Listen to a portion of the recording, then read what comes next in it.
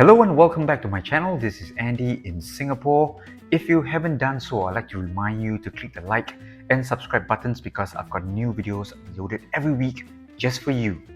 Thank you very much for your support. In today's video, we are going to do a full review of the King Seiko. And I'd like to title this video, The Return of the King. This is because the King Seiko that I'm reviewing here is a reissue or relaunch of a 60s model. So the entire line of new King Seiko models, they were launched earlier this year, and this is not exactly a new model launch. I would say Seiko has actually targeted this to be a new segment, right? An entirely new model line. So we've got Pro Specs, we've got Presage and all that. So the King Seiko is a new range, and it plans to sort of fill up the gap between the higher end Presage models and the lower end Grand Seiko models. And I would say this one here is definitely a few steps above the $1,000 Presage series. A few years back, Seiko reimagined their 63 Mars, 62 Mars, as well as the Captain Willard. So this one here comes a few years after. This watch here was loaned in by our boutique. Thank you very much, Eric and your team, for loaning me all these watches for my videos. So during the unboxing video, I shared with you on how I felt about this watch. I really think that this watch is a beauty. It's just a stunner. It looks really good, and I haven't seen such a good looking Seiko in recent years. Usually Seikos, when they launch their new watches, you know, every now and then there will be some nice features, but they'll always have something that sort of spoils it. For example, they will have a day date function which is too large, or they put a silly cyclops here and there. This one here is just about perfect. Very clean looking dial, excellent bracelet over here. The case design is just fantastic. With the lens zoom in just a little bit, let's go through some of the key specifications of this watch. It's got a case size of 37mm, so it is true to the retro style of the 60s. Total thickness of the watch here is 12.3mm, and a large chunk of this thickness is due to this box dome sapphire crystal, which I really think adds to the vintage and retro feel of the watch. Without this box sapphire crystal, the watch is just under 11mm thick. Lug width here is 19mm, so strap changing fans out there, you really gotta take note. This is 19mm lug width, but if you ask me, I think this beautiful looking bracelet here is not going anywhere. We've also got a really short L to L here. It comes in at 43.4mm. Some extra measurements not mentioned on Seiko's website. We've got a dial or crystal size of 31mm, and that's pretty big for a watch case of 37mm. So legibility over here is totally no issue. Finally, we've got a crown here which is 5.8mm, just under 6mm, which offers a really good grip here. It's not a screw-in crown, and there appears to be a gap between the base of the crown to the watch case. And I think aesthetically this is one of the problems that Seiko should look into. Alright, this gap here, to me, it is quite big.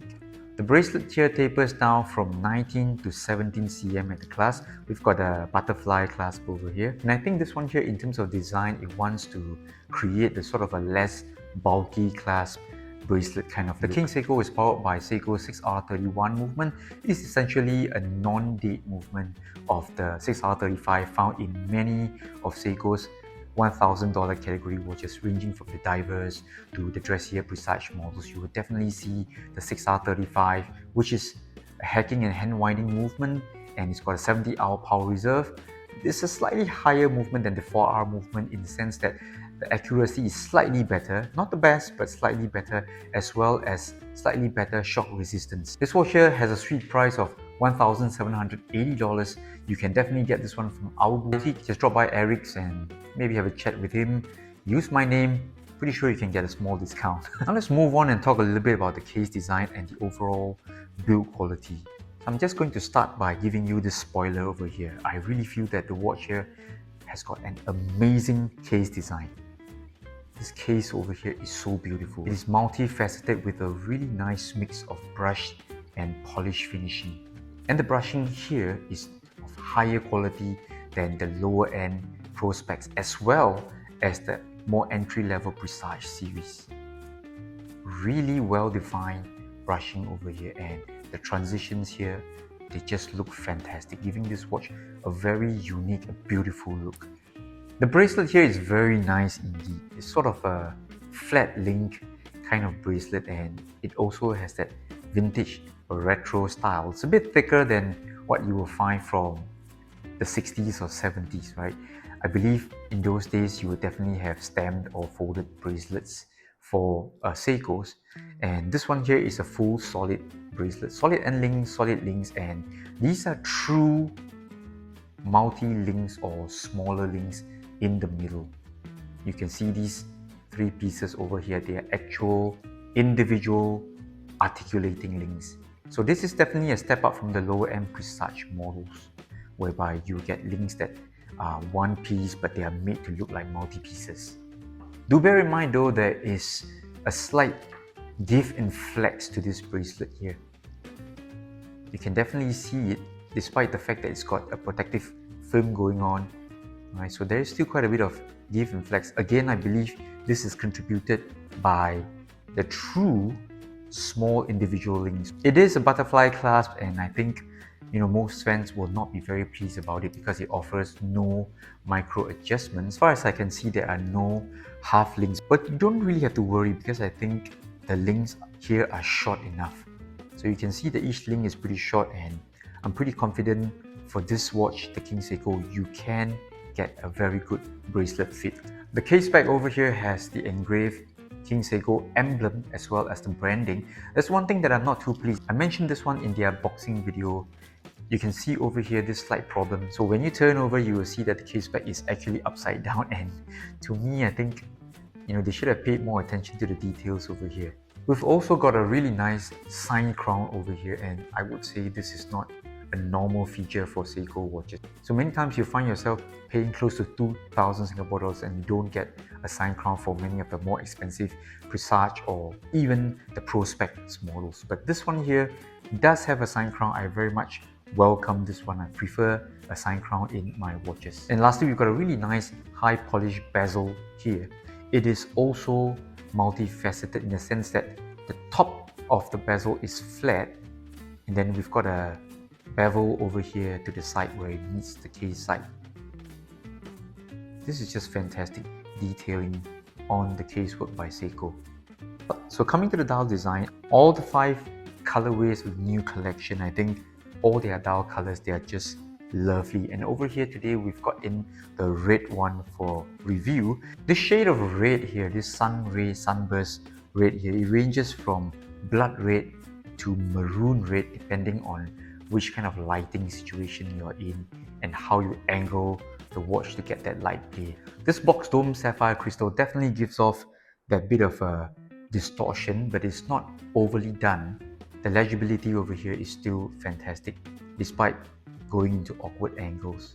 Okay, you don't get the type of weird distortion. The markers here are KitKat bars. We've got a double KitKat bar for the 12 o'clock marker, and the execution, the finishing over here, they're just excellent. Particularly over here, the 12 o'clock marker has got different finishing. It's got sort of a knurling type of finish on its double KitKat. Again, it shows that the attention given to the King Seiko models, they are definitely a few steps above the Prestige model. The handset over here on the King Seiko has that classic Dauphine look, and it carries 2 different finishing. One side of the hand is brushed and leaving the other side to be polished. Let's have a look at the wrist shot here of the King Seiko. This is obviously a staged wrist shot because the bracelet is unsized and even the wrappers, the films here are not removed. Over here you will see how well it wears on my 17cm wrist. Total thickness here is 12.3. It's slightly high on paper in terms of specs, but in actual wearing situation and feel, it is not overly tall. This part here where the lugs meet, the end link here is very well thought out, and from certain angles it does look like this one here is an integrated bracelet design, and I particularly love this tapering over here. It just looks fantastic, the overall bracelet and watch design. And now let's do a size comparison between the King Seiko and the Zin 556. We're looking at 37mm versus 38.5, but the difference here is very, very big. Alright, so next to the King Seiko, the Zin does look quite a lot larger, and Overall, we are also seeing very different levels of finishing. Over here on the left, the King Seiko definitely looks more bling with all the really nice polished markers, nicely faceted, and they just shine. And on the right over here, we've got an all satin brush finish and a matte black dial. In summary, I'd like to tell you that the King Seiko here is a lovely watch, and it's definitely worth looking at if you're looking for a watch that is of higher quality but not quite at the price point of a Grand Seiko. And yes, I would agree that the price is rather high for a watch that is at this category, at this level. It still uses the 6R movement, which is by no means a high-grade movement. It's still considered a low-beat movement. The price is way too high, so my advice is to wait for the street price to sort of stabilize. If it hits around the 1500 Singapore dollars mark, I think this one here is a very good buy. If you look beyond this price tag over here, what you're getting here is really well designed, well thought out, well executed. And the overall watch design here looks so good. It looks so clean, it looks legible, and I really feel that this one here is too good to be missed. So there you have it. That was my full review of the King Seiko red dial version SDKS009. Let me know if you agree with my review of this watch. If you like this video, please consider liking and subscribing to my channel. This is Andy in Singapore together with George and one of his plants. We're gonna say goodbye for now. See you soon. Bye bye.